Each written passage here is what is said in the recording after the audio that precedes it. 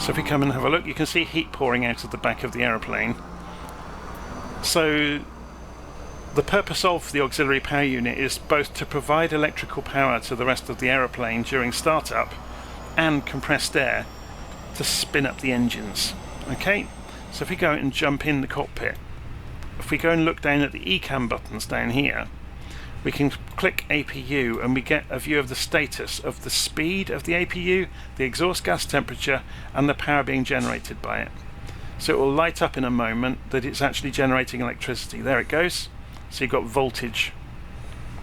Okay, so we can leave that on that screen for the moment, or now we know it's running, we can actually click APU again and it will come back, and this will change status automatically to show the state of the aeroplane as we're getting it ready. Okay, so next thing we do is go and turn the crew supply on. So I might do this from the cockpit view actually, it gives you a better view of where things are. And then we go and put the emergency exit lights to put the no smoking sign to auto, and then overhead we've got the ADIRS section. So this is the inertial reference system, so the aeroplane knows where it is and it measures where it is and where it's pointing by accelerations, so it feels the acceleration of the aeroplane and can therefore track where it is in space and time basically. So it's the same way the Apollo guidance computer worked, which was the forerunner of all of these modern systems. So we turn all three of the systems to nav. I think I've got it set to instant alignment in the settings in the tablet at the moment, so we don't have to wait 10 minutes for it. But we're going to be talking so much today, it's not going to make much difference. But the alignment system of the ADIRS system, it takes a few minutes because they use gyros, and it has to kind of stabilize and calibrate itself to figure out exactly where it is. And typically if you've got the timer on, yeah, you notice that just came on. That would normally take a lot longer. The aeroplane won't know what way up it is until the ADIRS system has calibrated and configured itself. Okay, next thing, we're going to go and brighten the various screens up around the aeroplane. So you can see here, this is actually your maximum brightness already, which is interesting. So we're just checking the brightnesses. So these are on max brightness as well. So are these. So the two knobs here do the brightness for the two engineering displays, so they're fine. There's also two knobs underneath the MCP or master control panel for the autopilot, so you can control here, for example, the brightness of these numbers on the displays. In the daytime it doesn't make such a difference. At night you might want to dial everything down a bit so you're not being blinded by the displays. How are we doing? So MCDU next, so the flight management control. I always forget what the different acronyms stand for. So this is the flight management computer for the Airbus. So we're going to go to the FMGC section of it. You can see at the moment it's saying GPS primary. That means the inertial navigation system is aligned and GPS is wired up and configured, and it's, you know, everything's playing nicely. So the first screen you see on the MCDU is a database status screen, so it shows you what version of the AIRAC data you're using. So that's the database of airports, runways, waypoints, nav aids, all the rest of it. So what we want to do is go to the init page. So if you go to init, we could fill in all the details, and I've done this on numerous other videos. We could fill in all the details and go around all the pages of the MCDU, filling it by hand. But we've got SimBrief, so we don't have to. All we do is click on init request, give it a few moments, and here it goes. Look, EGMC to EDDL. It's got the cost index, it's got the flight number, it's got everything. Excuse me. We can go to have a look in IRS initialization, that's all fine. So everything's basically been pre-configured.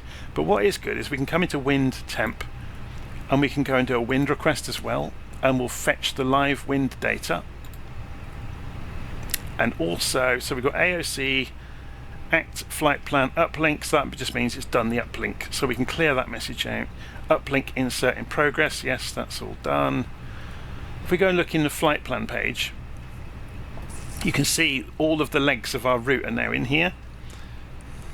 But remember that SimBrief didn't have the approach fully configured, so we've got that gap from EGMC to Clacton where we know we're going to be flying ourselves. And then if we scroll down through this, notice there's no speeds or altitudes at the moment. The reason for that is because there's a discontinuity here. Look, when we get to PySap, it doesn't know what to do until we get to EDDL because there's no approach. So we go and select EDDL, and we go and select the arrival, and then we can configure.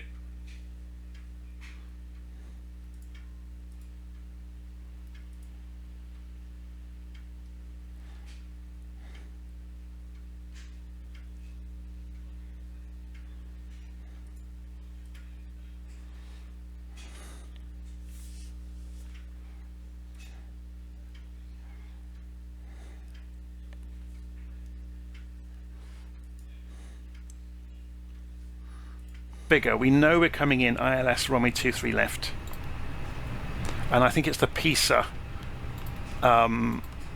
approach, PISA 1G. So we can go and confirm that by looking at the plan, and it was PISA 1G into ILS for runway 23 left.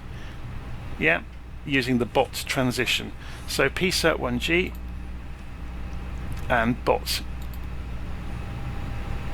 and we're good, and we can insert that. And that's put all of those missing pieces in.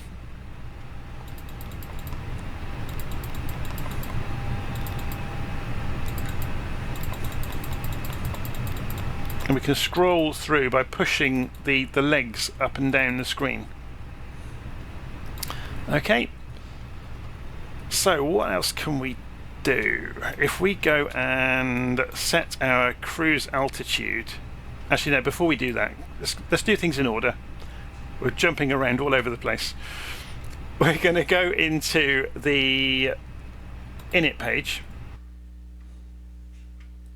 and we're going to go sideways.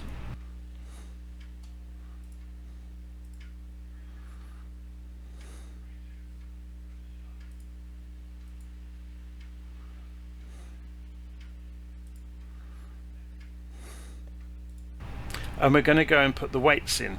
So we can just click on the button and it'll pull them in, because remember we did the configuration of the aircraft in the tablet. So that's got all of that now. We can also do fuel planning, so it hasn't got block fuel at the moment. If we go to fuel planning, we can just block confirm, and it will get it from SimBrief, and it's got the right amount of fuel programmed into the MCDU now. Okay, so that's all filled itself out. If we go right again, we're back at the first page. There's only 2 pages. If we then go to performance, so now the airplane knows what runway it's on, it knows how heavy it is, and it knows how aggressively it can use the engines, because it's got the what's it called, the cost index already programmed in on the initialization page. So it should be able to figure out our V speeds, and it can't, and the reason for that is because we haven't filled flaps in yet. It doesn't know what flap setting we're going to use. We're going to use 2. So then we can come in, and it now knows enough to know what the speeds will be based on the aircraft configuration to do a takeoff. Yeah. So then we can go next phase. So there's that cost index I was on about that came through from SimBrief. So the cost index is actually a formula that mandates how aggressively the aeroplane can accelerate, or how much power it can use during climb. So basically how much fuel you can burn. That's why it's the cost index. It's how much fuel are you going to throw away to make the journey happen quickly. So we can look to the final page here. Look, is the approach. So you've got the QNH of the destination. So we could go and fill that in right now. So if we go and pull up Düsseldorf,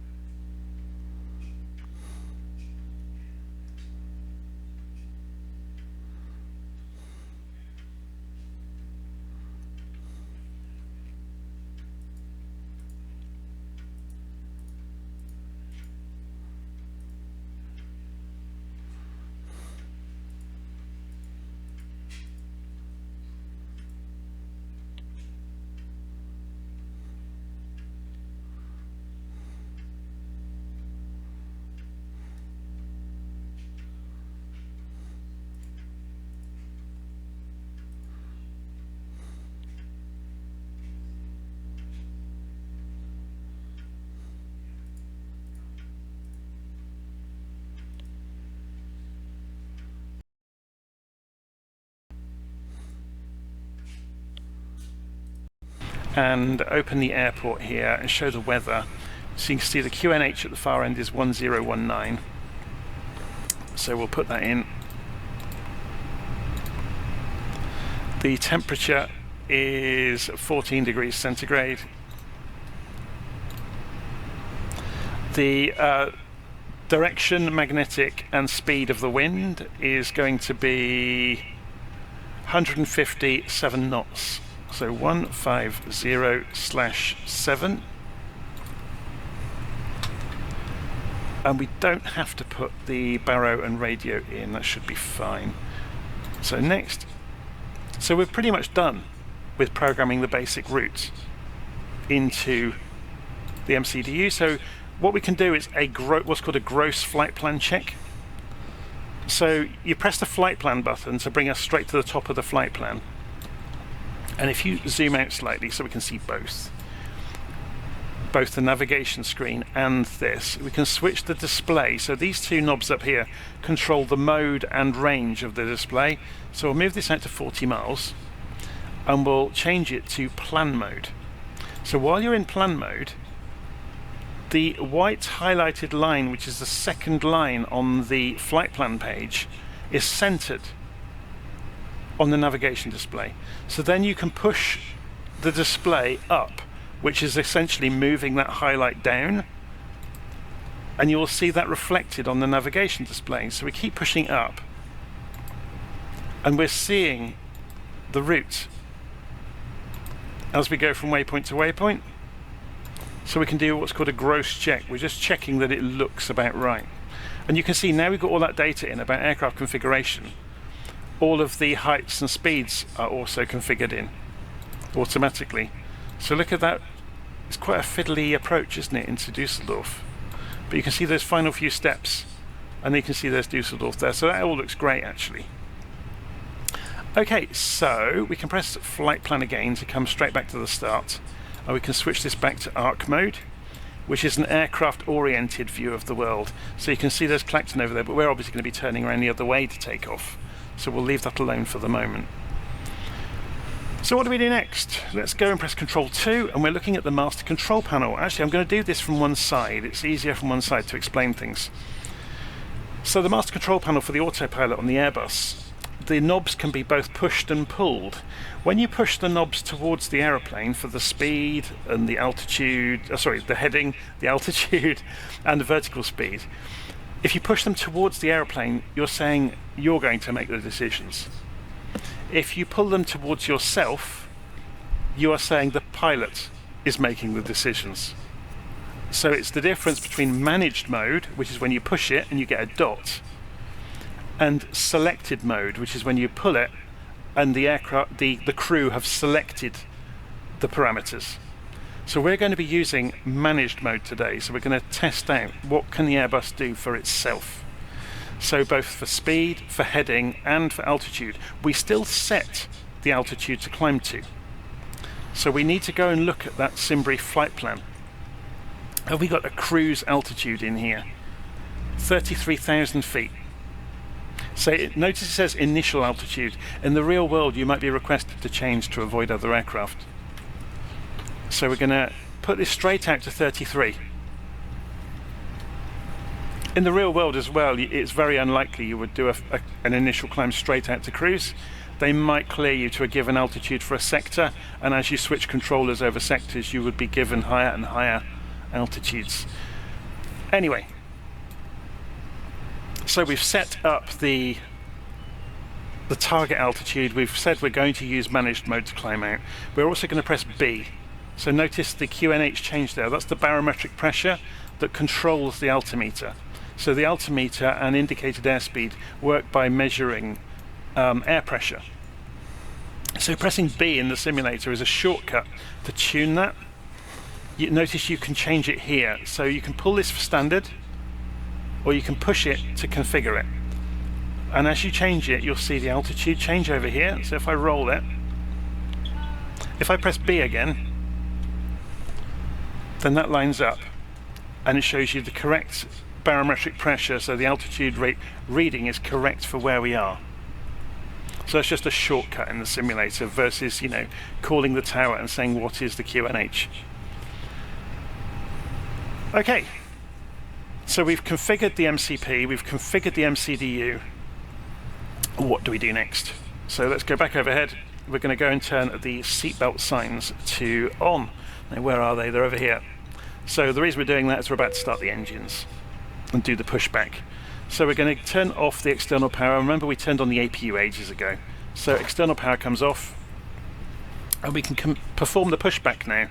So the great thing about the fly-by-wire A320 is it has some wonderful pushback facilities, as we mentioned earlier. So if I turn this system on and confirm it, we can call the tug.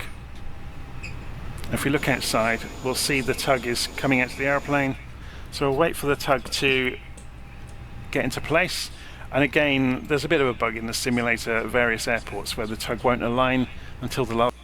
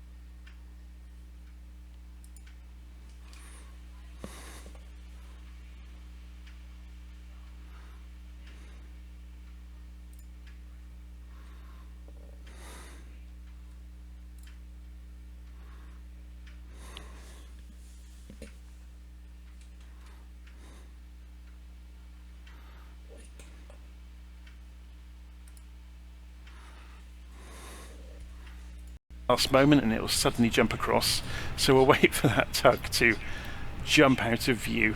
So if we sit up in the air, you'll see it suddenly skip right. It's in the wrong place at the moment. Very much depends on the airport you're at. Give it a moment. There it goes, it's jumped underneath the aeroplane. If we go and look outside now, it's lined up correctly on the landing gear.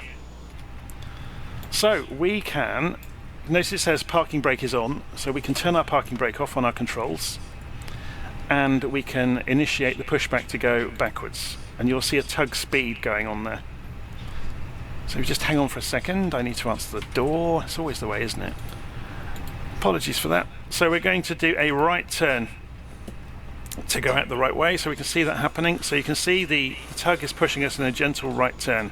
So we want to start the engines while the pushback is happening. So this is where it's always a problem in the simulator to do everything that a real flight crew could do, because I've got one of me doing two people's jobs and talking to you at the same time.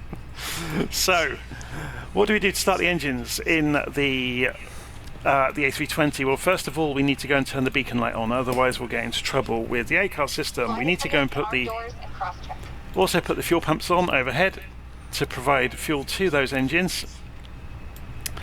Then I'm going to do this on my controller. We're going to put the ignition switch to ignition down here. Oh, I've got them in the wrong settings. So let's do that again.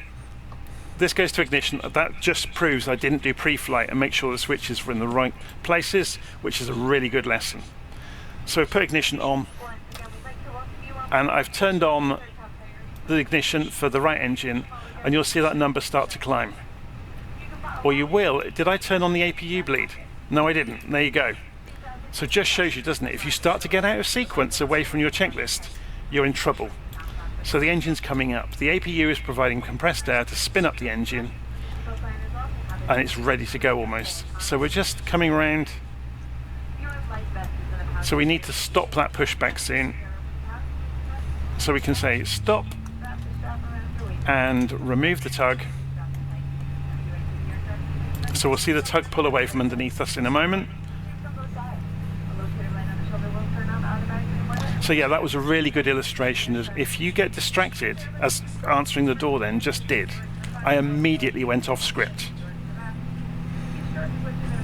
and caused problems. So the APU bleed needed to be on to provide the compressed air to spin the engines up. Without it, we turned on the engine starter and nothing happened. Okay, now that light has now gone out on the N2. That's the gas turbine speed on the engine. So we'll actually talk about this a bit more sensibly this time. So I'll put the parking brake back on. We're going to flick the starter switch for engine number 1. And you can see here the N2 speed is coming up. That's the gas turbine speed. Well, it's the shaft in the middle of the gas turbine. It's actually measuring the speed of that.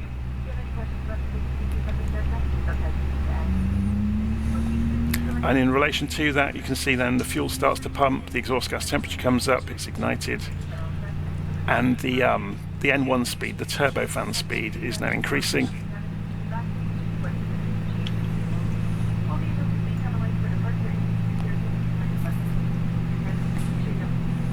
So we just monitor those until it's ready. And as soon as this engine's up and running, this highlight will go out and we can continue on with turning off the APU bleed and turning off the APU. Because once the engines are running, they generate their own power for the airplane.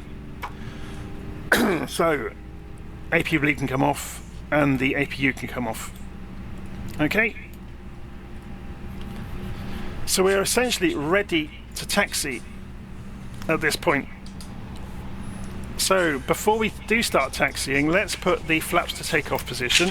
So we said flap setting 2.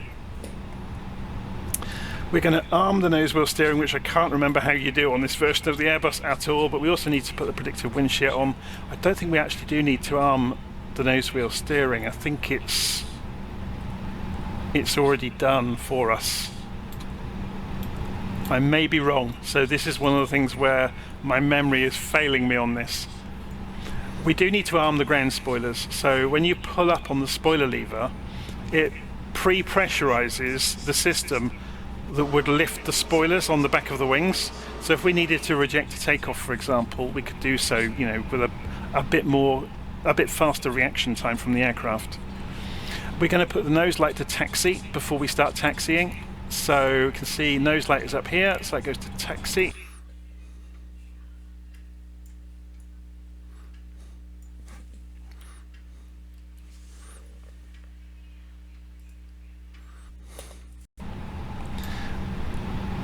And we're essentially ready to taxi now. So we'll come off the parking brake, ease the throttles forwards, centre our view up, put the head tracking on. Did we remove the... I'm just going to check. I'm not sure how clever this is.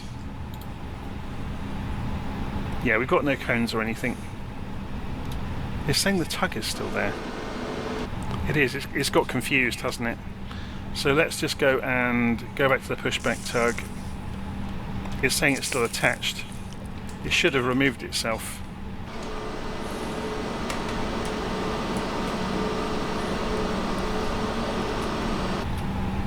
I'm just going to turn the system off. The thing is, a few...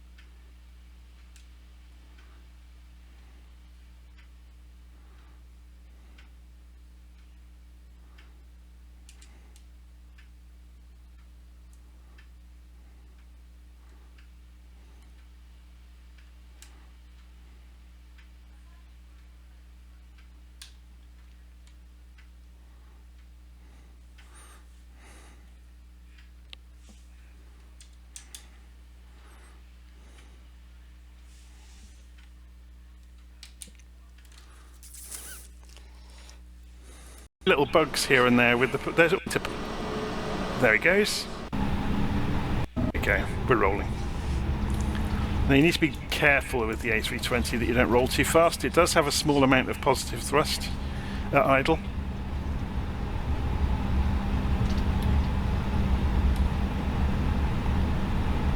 So we're just going to slowly and deliberately make our way out to the runway. Now, remember we said about using managed mode versus selected mode on the master control panel for the autopilot. We are going to use selected mode because if you remember, we don't have a standard instrument departure. So normally you would be stopping here to get further instruction, and obviously we don't need to do that. We're not using ATC, so we're just going to carry on down and go to the holding point and do our final checks before we pull out onto the runway.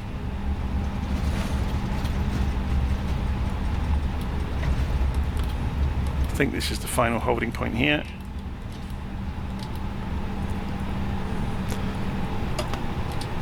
Okay. So, actually there's very little we have to do. We've done so much already in terms of flaps and everything. So we're going to line up on the runway and then put our lights on, ready to go. But while we're rolling, we can at least go and select some of these things then. We can leave the speed on managed, but we are going to change the heading to selected heading mode.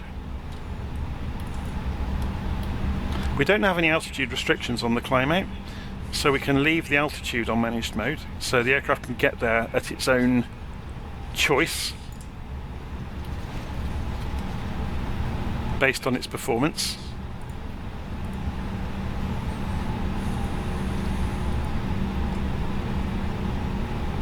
Something else you will notice on an accurate A320 or any of the big jets actually is the nose wheel will not be, or there will be a latency between you choosing a tiller or a nose wheel direction and the nose wheel achieving it. That's because it needs time to rotate the nose wheel. Yeah, it's a powered system and it takes time for it to happen. So we wanted 230 degrees, didn't we? So let's just bring this back down to 230 while we're rolling along.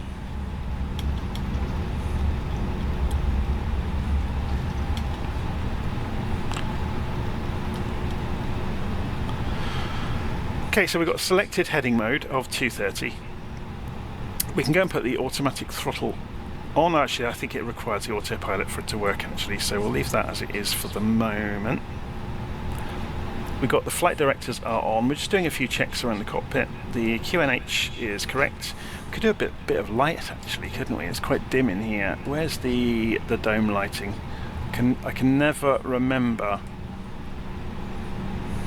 where the dome lighting switch is in the Airbus. It's over on the right hand side somewhere, isn't it? There we go. It's quite a dull day today, so to help you see things, the dome lighting would be really useful. Okay, so you can see the ignition is still on, so that now it isn't, and the TCAS is on standby. So we're just running through the last few little bits and pieces. So TCAS is over here. We're going to put it to TARA. Typically you don't only go for TA. And we're going to go and do the lights, remember. So landing lights go to on now.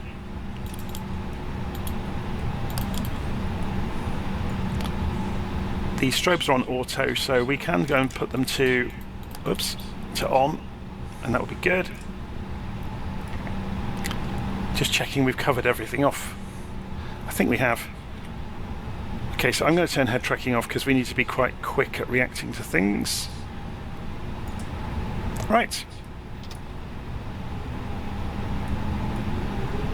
Oh, that's saying TCAS is still on standby according to that. That's did I not actually? I didn't switch it on.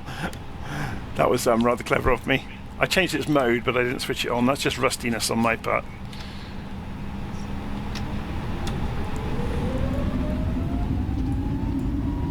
Okay, so full throttle, or toga, as they call it.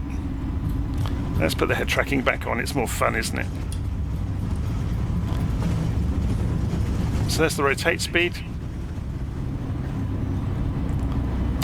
Gear up. Auto throttle came on automatically, and we can turn the autopilot on. But we need to pull the throttles back to the climb descent, which means then the auto throttle can actually override what we're doing. So at this point we're climbing out, but we want to do an immediate right turn really. So we'll go and raise the flaps, let the aircraft accelerate. We'll let it climb out a little way. And then we're going to spin the aeroplane round. So I'm going to turn the head tracking off so we don't get any accidents happen at this point. So let's start the aeroplane turning.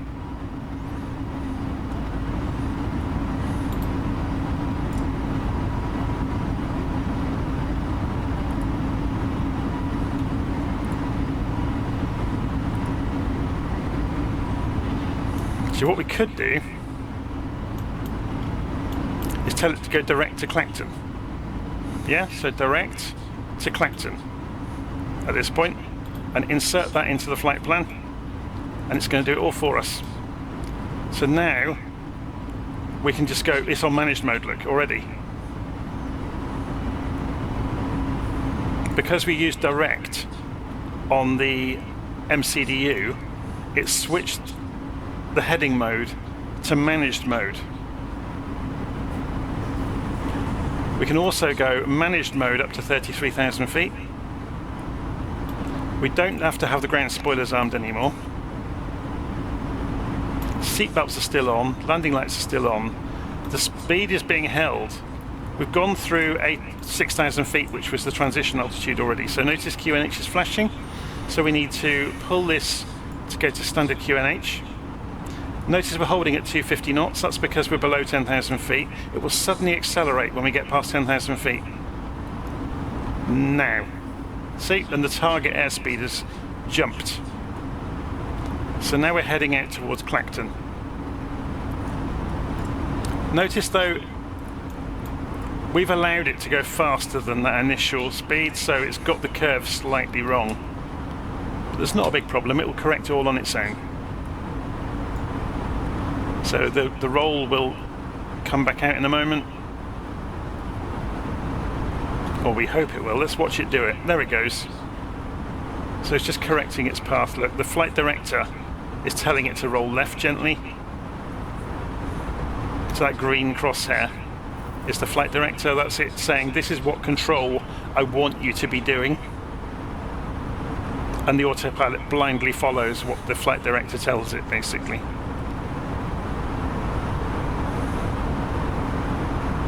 Okay, so we have a look outside. So we come up through 10,000 feet. We've done a problem there straight away. We should have turned the landing lights off at 10,000 feet as well. But this is the problem of talking and doing at the same time. So a load of the lights can come off. So we're now basically configured for climb out and cruise.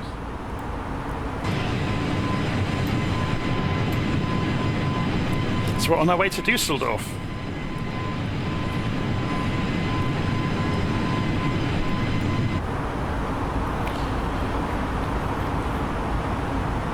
So I think I did say at the start, I will make small mistakes here and there because it is so difficult to talk and do and explain and fit everything in without it just becoming a big jumbled mess.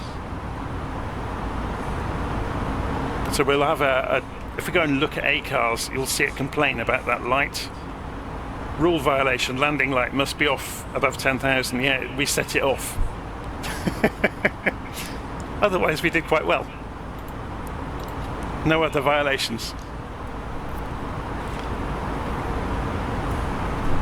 So the Airbus works really nicely with ACARS because all of the parameters are nicely configured for it. So just to remind you, ACARS is the system the airline uses to track where your aeroplane is and how you're doing.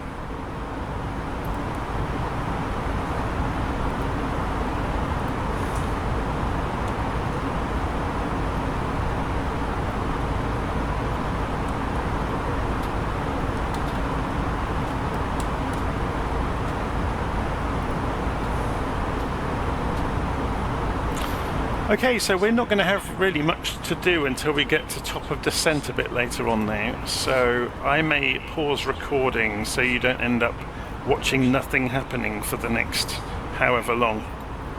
So you can see us departing on little nav map here and going off across the channel.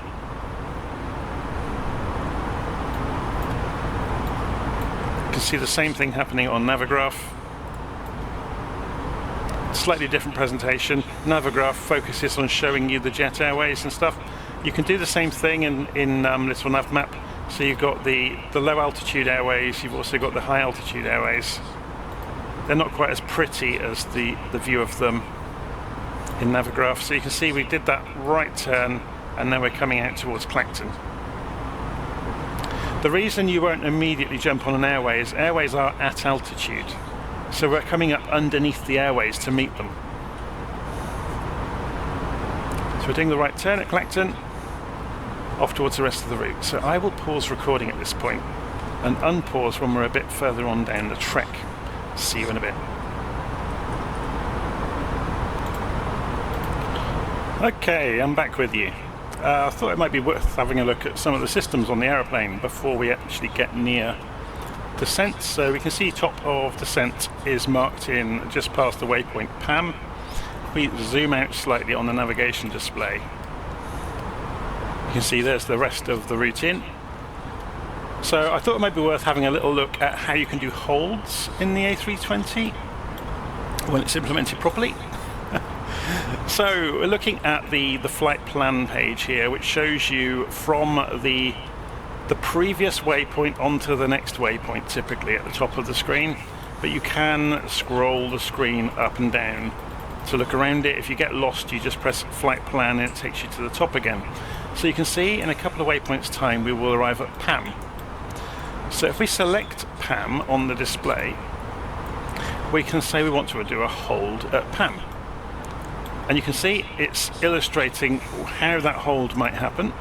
We can do turning left or right. So if we did left, for example, so I've keyed, let's just press Control 5. I keyed L, put that over the top of the R there, revert to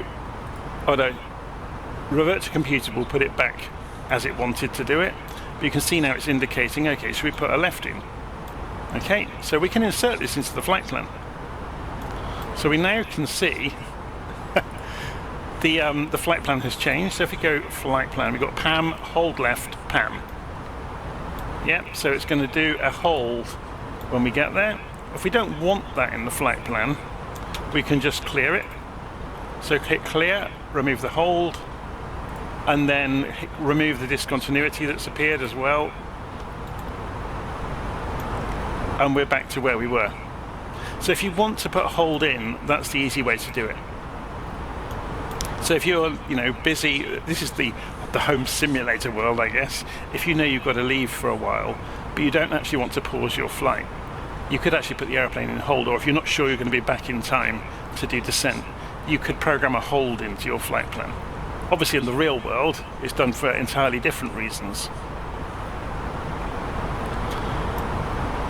Okay, so we are approaching in about 30 miles time top of descent. So we are going to select our altitude we want to descend down to. We won't do it just yet, we'll wait till we're closer to top of descent. So the real thing to think about here is the aeroplane is figuring out, well, top of descent to where? We'll have to set a target altitude and say managed mode, and then it will start descending. And it will follow any altitude restrictions. I don't think there are many. If we go and have a look at the chart, what this basically means is stay above 6,000 feet on the way around here. It would say 6,000 in blue. These are the airway restrictions. Yeah, at or below 6,000 for this hold. It's interesting, isn't it? There's a hold here, look. So when you get to here, you could get held, or you could get held here coming in from a different direction to eventually come out this way. It's interesting how the various different routes happen. If we go and have a look at the ILS, which is the more detailed view of once you get down, so we'll be leaving this waypoint and coming in. So the ILS is 110.95. Okay. for this route in, or 110.9 I should say, 232 degrees. So in the Airbus you don't have to actually program any of this by hand. If you go and look at the radio navigation page, you can see it's already programmed in. Because the aeroplane knows where we're going and it has a database of all of the runways and the frequencies and everything, it's already configured the ILS. So when we get within range of the runway on descent, we will switch over from arc mode to landing system mode. Okay, and it will just change this display to suit. So the Airbus, unlike more simple aircraft, can use both GPS and radio navigation simultaneously.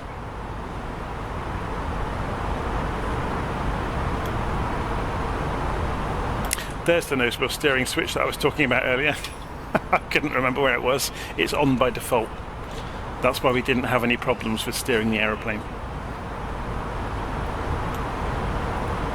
I need to leave a note on the written instructions of where things are in some cases that are not the typical things you'd look for. A bit like the predictive wind shear switch down here. So notice this is also quite dim on the backup attitude indicator, so we could brighten that up. I missed that when I was going around the cockpit.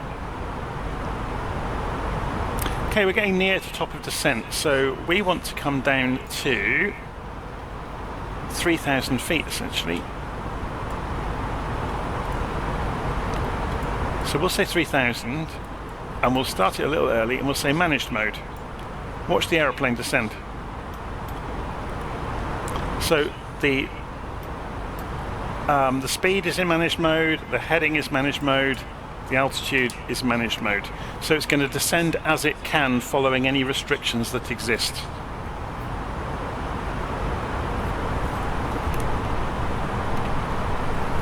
And it will vary the descent rate as it goes. Welcome to flight deck, ladies and gentlemen. As you may have noticed, we have begun our initial descent down to our destination. Now would be a good time to wrap up any business you need to take care of as we prepare for our approach. If you are up, once you return to your seat, we ask that you remain seated until the aircraft arrives safely at the gate. Flight attendants, please prepare the cabin for a ride. Going to turn the seatbelt sign back on. So while we were paused, I turned the seatbelt sign off because obviously we got to top of cruise, or to our cruise altitude, I should say. So we're on our way in. So the factors we have to think about now on arrival are we're looking for transition altitude is 5,000 feet. That's when we will need to change the barometric pressure reading on the altimeters to make them accurate to the destination.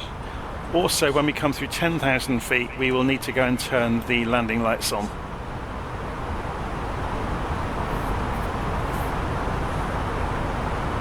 So it's a waiting game at the moment, just watching the map, watching the descent happen for the next few minutes.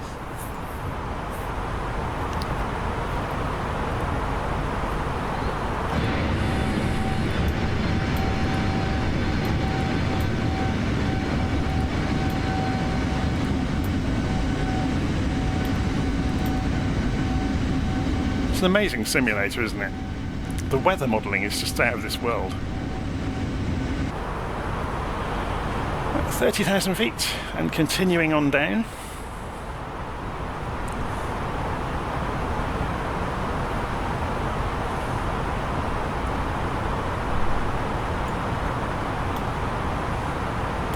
While we are descending, should we go and have a little nosy around the aeroplane? Can we get through? Oh, it doesn't look like we can. I don't think they've modelled the cabin in the fly-by-wire, which saves frame rate enormously, so it makes it nice and smooth. All of the various systems overhead all work, so you can play around with testing the fire alarms and all that kind of stuff. You can also turn off the flight control systems so you can remove all the safeguards. It's great fun, it really is. And yeah, the fidelity built into this system is just next level. So if we go flight plan, I think I've shown this before. If we go to MCDU menu, ATSU, AOC, and we'll do a weather request.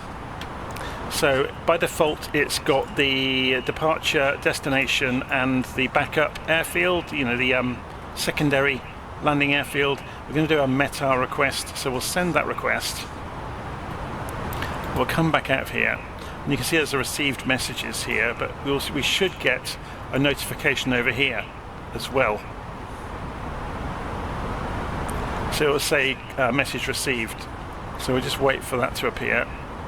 Hopefully it will turn up.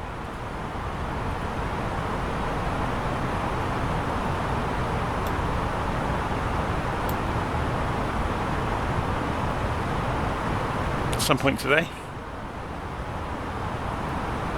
Has it done it without us even knowing? No, there's no messages yet. There we go, company message. So messages received, there's a METAR message, and there's the weather at the various stations we asked for. And the real lovely trick in the fly-by-wire A320 is we can print that out. So we can press the print button, and if we look around, there's a little thermal printer in the corner of the pedestal. And out comes our weather printout. So if you hang on for a moment and just click on the bit of paper and look over here, it's a bit burnt out by the camera settings. So if we go there, you can see that written on there. So EDDL, we've got a QNH of 1019. So if we go and look, remember in the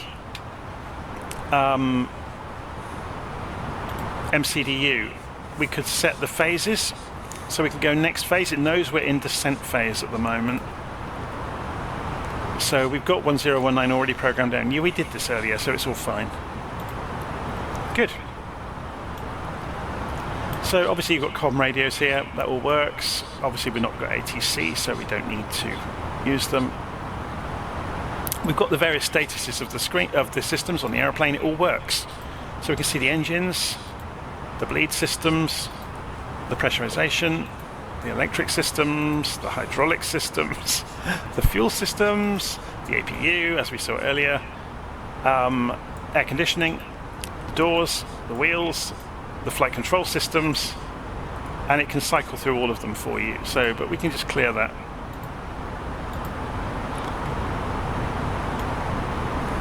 If you clear it, it shows you the default screen you should be showing based on the phase of flight. Okay, we're getting closer, so let's go and drop the range name from 80 to 40 miles now, so we can see some more detail here.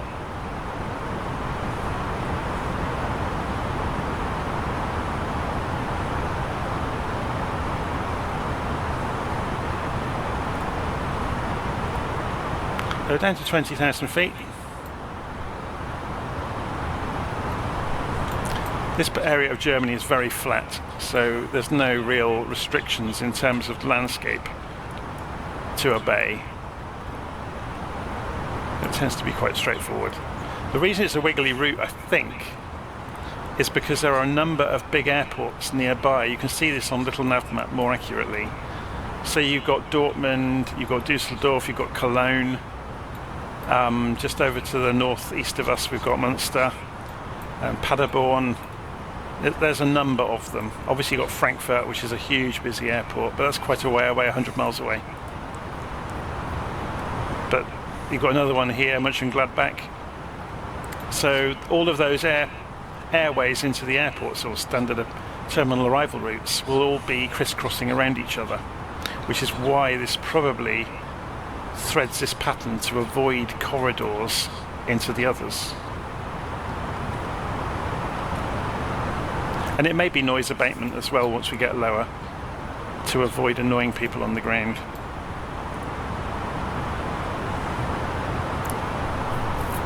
So 15,000 feet, not far to go. About 40 miles left, something like that. If we pull up the progress screen, gives you some basic stats, but not anything really of huge import to us. The flight plan page is usually the more interesting page to look at. Notice you can go sideways. Well, actually, I thought you should be able to. That's interesting, because it's showing an indication that you should be able to.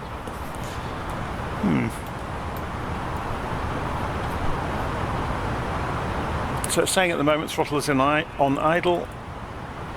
We're getting... It's trying to decelerate because it's going to aim for 250 knots when we're at 10,000 feet. So it'll be interesting to see how accurately it does that. So it should lift the nose. It's on managed speed, managed descent. So it will know about aviation law. So that might be what this marker is for, at the point at which we're coming down through 10,000. There's little bits and pieces that I can never remember with the A320 about the symbology.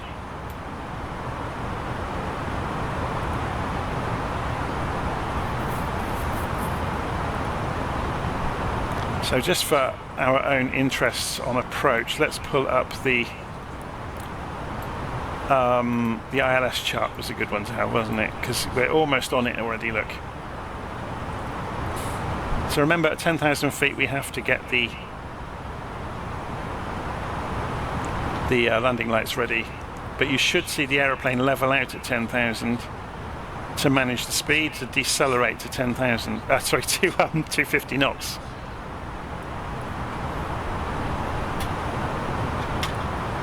Seatbelts are on.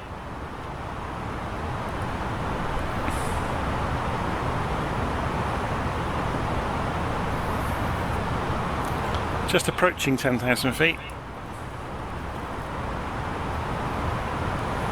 There we go, look, it's cut back to 250 knots now as we approach 10,000. The nose is coming up, the descent rate is vanishing, and you can see the deceleration is happening. So we're within 100 feet of 10,000, so we'll go and turn the landing lights on. We'll put the nose light on already, even though we don't need it yet. Just coming through 10,000 feet now.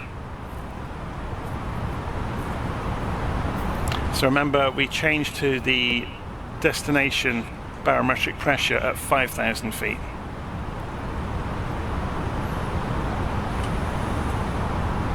And the destination barometric pressure, we can find this out in lots of ways actually, but if we want to do this in little nav map, as long as we have NaviGraph, it will show us it, so it's 5,000 feet. If you don't have little nav map, I don't think it shows it in... Sorry, if you don't have NaviGraph, it won't show it in little nav map. So you could then rely on SimBrief to do it for you, because it will be in the operational flight plan.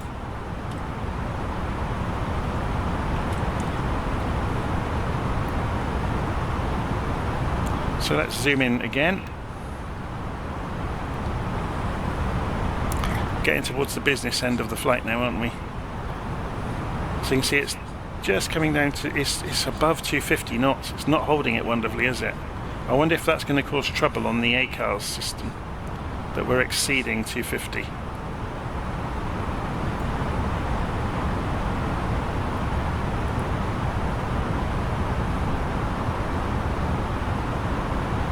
Be fascinating to go and have a look actually. Let's see.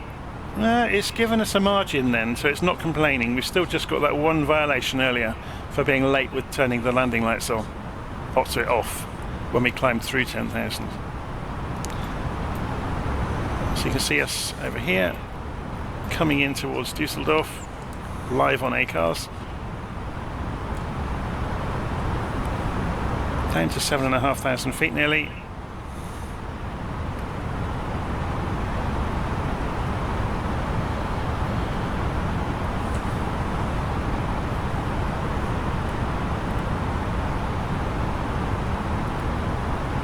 Should we put the head tracking on, actually have a look around the aeroplane for the first time instead of looking at the systems.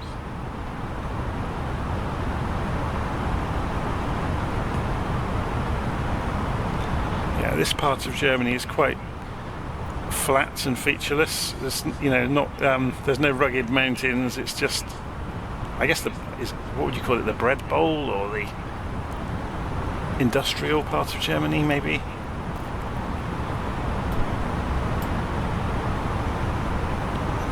there's a lot of flat fields. It's sort of right out the way across, you know, between this, well, the whole of this area. Top of Denmark and Netherlands, and it's an interesting place.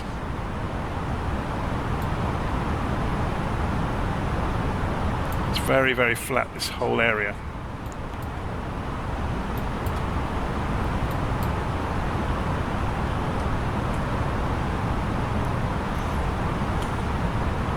Okay, so it's now saying we're approaching 5,000 feet, so we want to go to local barometric pressure. So if we remember, that was 1019, so we'll come off of standard and we'll go and switch this to hectopascals, and we want 10119, wasn't it? There we go.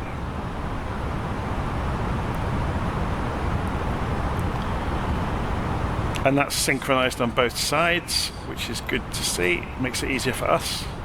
I think you can configure that. So we're now on local barometric pressure, and you can see the city here we're about to pass over. So that will be, let's have a look on the map, Essen we're just approaching, flying over the top of on the approach. So let's have a look. So this is Essen. We should see our landing lights are on. There they are.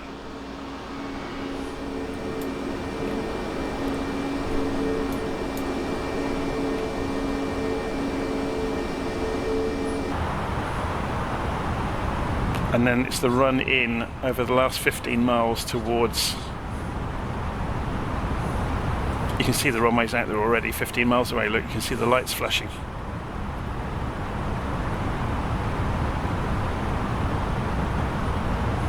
So the speed should start just coming off soon.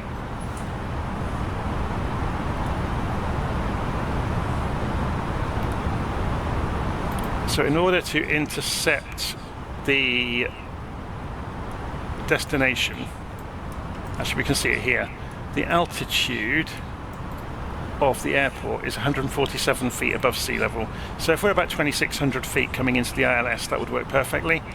So we go to hundreds of feet here. 2,500. And we'll say 2,600 feet. You can see the runways out there. So if we go to the landing system, you can see we haven't quite picked up the ILS yet. 2,500. There's the localizer is off to the left of us. It's just coming in as we line up.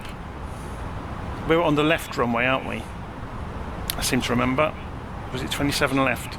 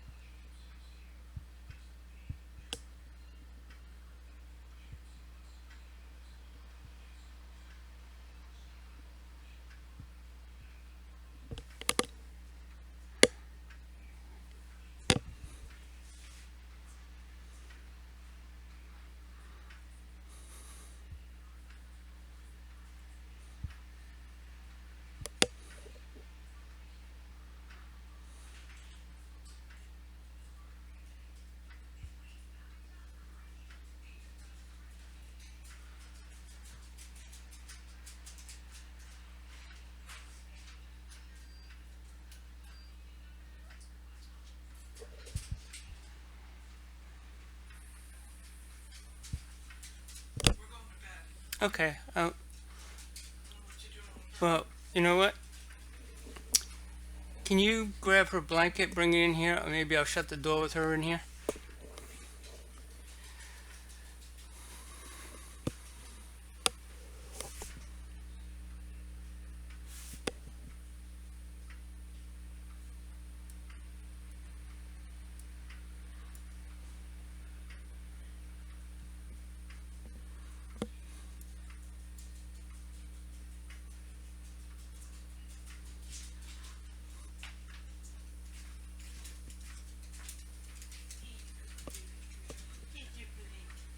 And then just move her food out and close the door. We'll stay in here. Come here.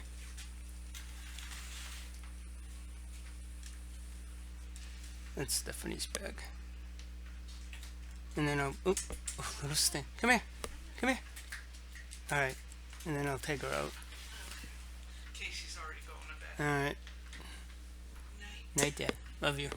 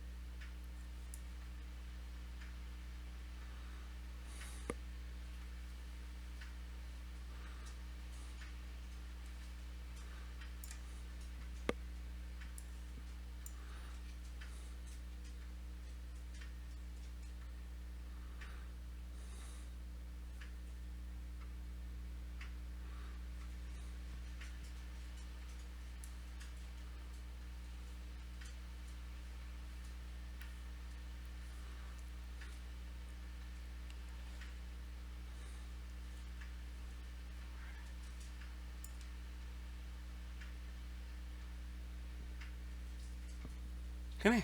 Come here.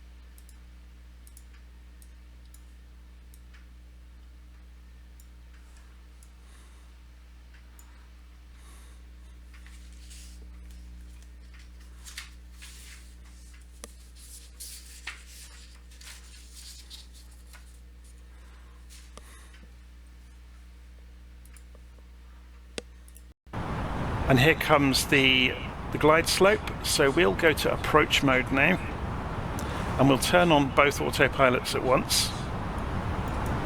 Yeah, we're just lining up, look, on the left runway. Speed is coming off, so gear can come down. And the first stage of flaps.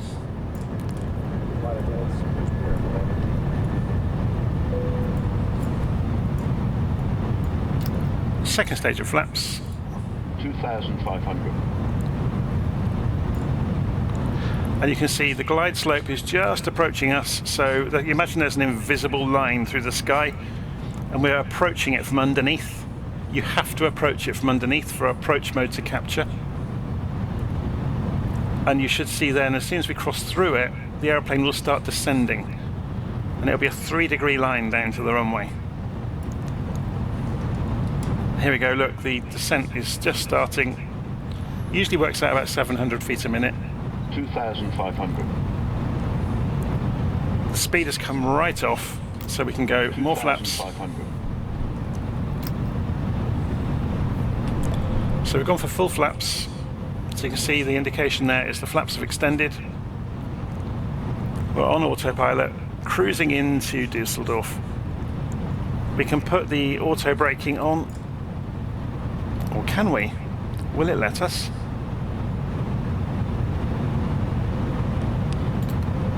There we go.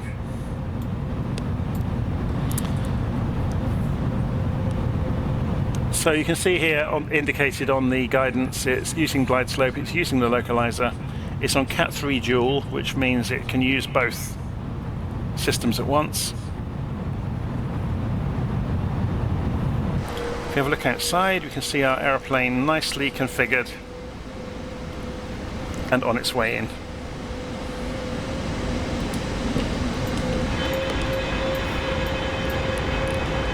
No drama whatsoever. Unless, of course, I start trying to control it on the way in. Today I'm going to let it land itself. It always makes me a bit itchy letting it land itself. I'd rather be in control. Typically I get to, sort of 5 miles out and I take over. But today we're letting it do its thing.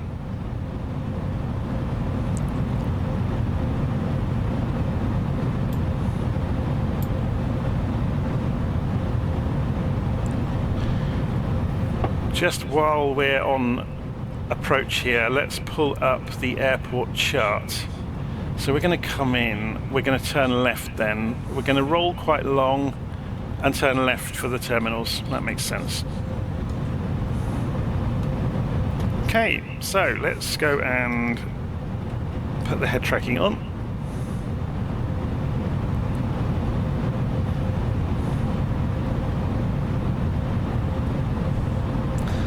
So yeah, just a reminder, today we've been looking at the fly-by-wire A320 and we're watching it do its thing with doing what Airbuses do so well, which is fly themselves. It takes a lot of configuration work to make it happen.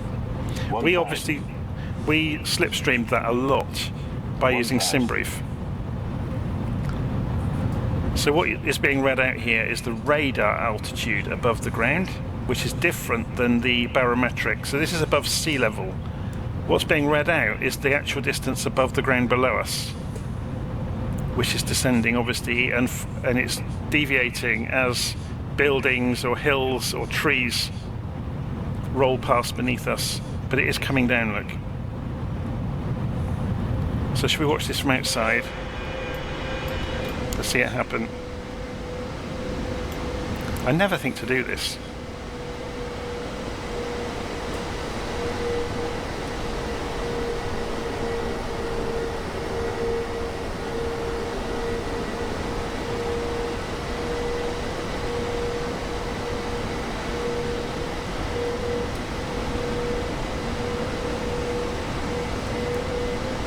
So it's a little bit low according to this.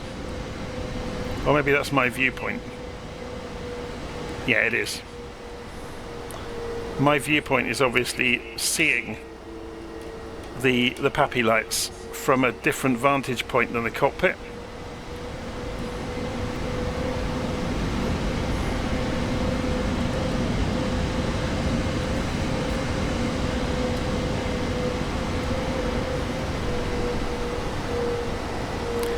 I'm going to get ready to jump inside the cockpit as soon as we touch the ground, because I'll need to control the aeroplane.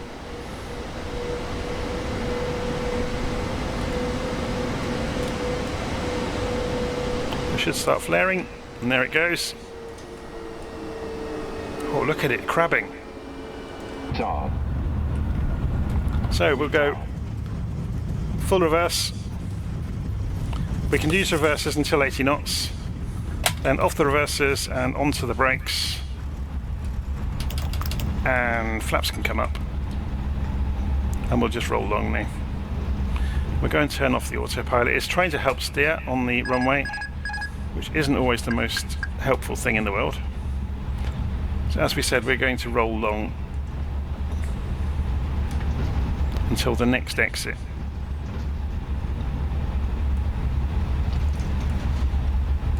So we're doing just below 40 knots. So we'll just start feathering the brakes in a moment, ready to come off the runway.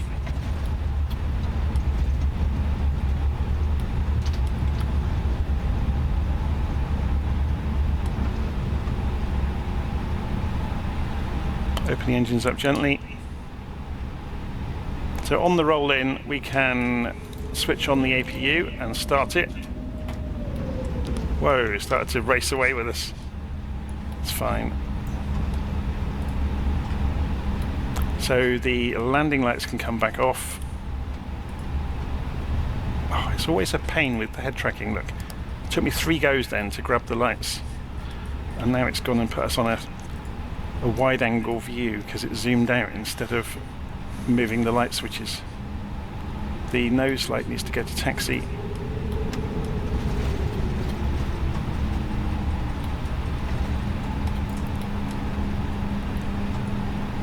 So where are we going to taxi into? One of these gates over here, yeah?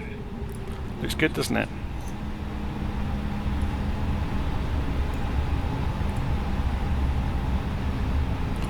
So let's just follow the lines and try to avoid these vans at the same time.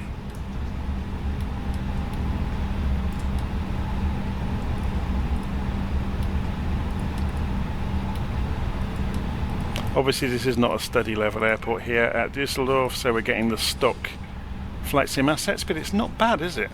It's pretty good.